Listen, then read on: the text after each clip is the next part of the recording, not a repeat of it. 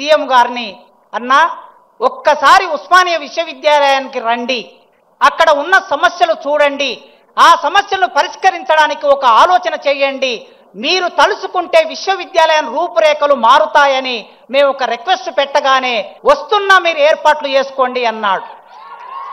ఇచ్చిన మాట ప్రకారం మేము సభలు పెడితే మా దగ్గరికి వస్తే మేము వారికి ఓట్లేయించేది లేదు, మేము చందాలు ఇచ్చేది లేదు, మేము డబ్బులు ఇచ్చేది లేదు. కానీ ఇచ్చిన మాట ప్రకారం వచ్చారు. వీసీ గారు వెనక ముందాడారు డబ్బులు అడగడానికి.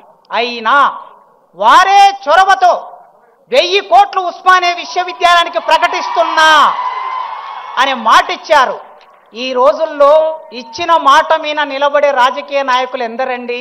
ఈ ఉస్మానియా విశ్వవిద్యాలయం 100 సంవత్సరాల సందర్భంగా 200 కోట్లు ఇస్తామని చట్టసభలో హామీ ఇచ్చి మాట నిలబెట్టుకోలేదు. కనీసం 30, 40, 60 కోట్లు కూడా ఇవ్వలేకపోయారు. 3 నెలల కాలంలో జీవో తీసుకొని, మీరందరూ వాట్సాప్ చెక్ చేసుకోండి, 1000 కోట్లకు సంబంధించిన జీవో తీసుకొని ముఖ్యమంత్రి గారు ఇక్కడికి వచ్చారు.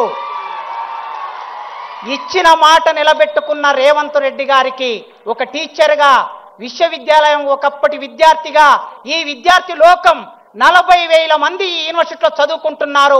మీ అందరి తరపున వారికి వందనాలు తెలియజేస్తున్నా.